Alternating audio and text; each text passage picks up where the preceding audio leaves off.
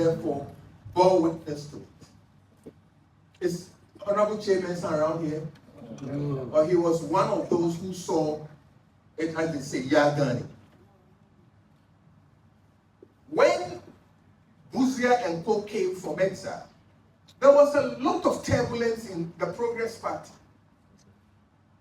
People like my father, who had spent 7 horrible years in exile, came back home full of vengeance. They wanted to show CPP where power was, retaliate. Professor Boakye called all of them, the likes of my father, and said, Percy, I know how pissed off you are. If I don't step all of you out of frontline politics, there will never be peace in this country. You are going to retaliate and punish people, but you cannot hold on to power forever. They will come, also retaliate and punish people. So he begged the lives of my father, Boakye Agyarko, to all step aside. But this is what he did. He asked all of them to bring their proteges to replace them. So my father's protege was Dr. Pam Safuedu. Alan's father, Dr. A.A. stood aside and gave his seat to Dr. T.K. Abuadi, who was a lawyer. Our own Apiamenka did not win his seat. He had gone into a contest and lost. He was number 3. Number 1 was Yeboah. Number 2 was Kwamboachi. Number 3 was Apiamenka. Number 4 was Elijah Osei.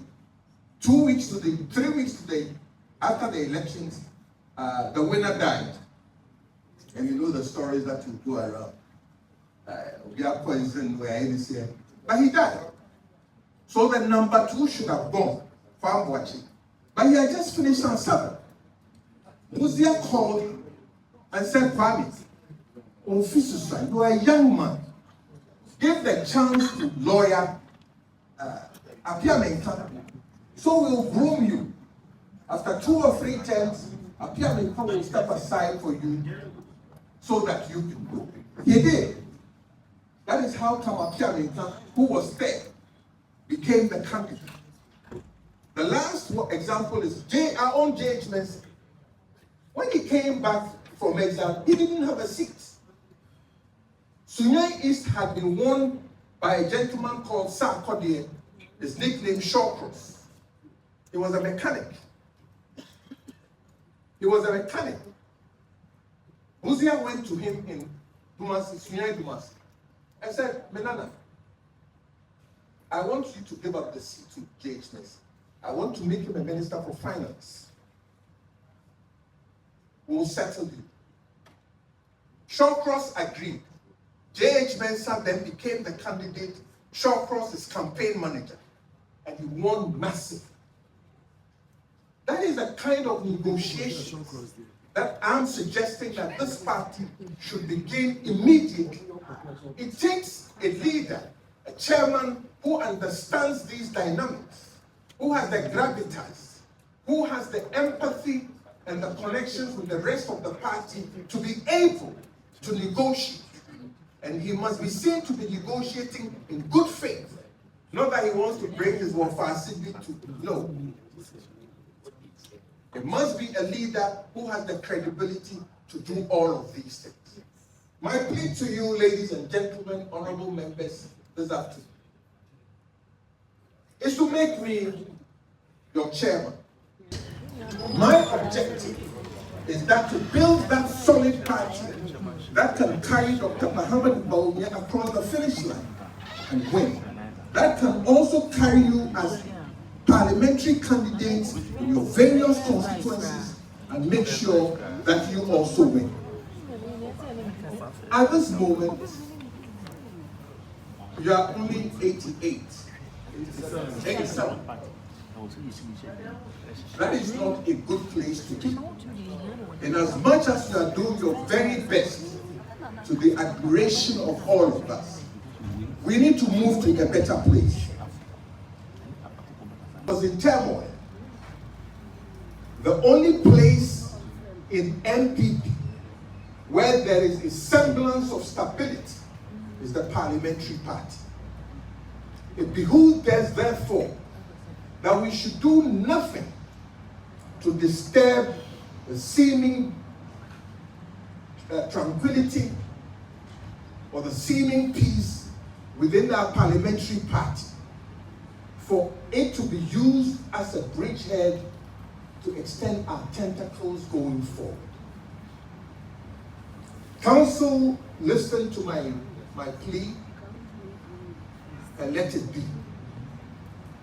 As I said then, so do I say now, that in order for us to move from 87 to a respectable 145 to 150, we need to maintain the stability of our parliamentary party.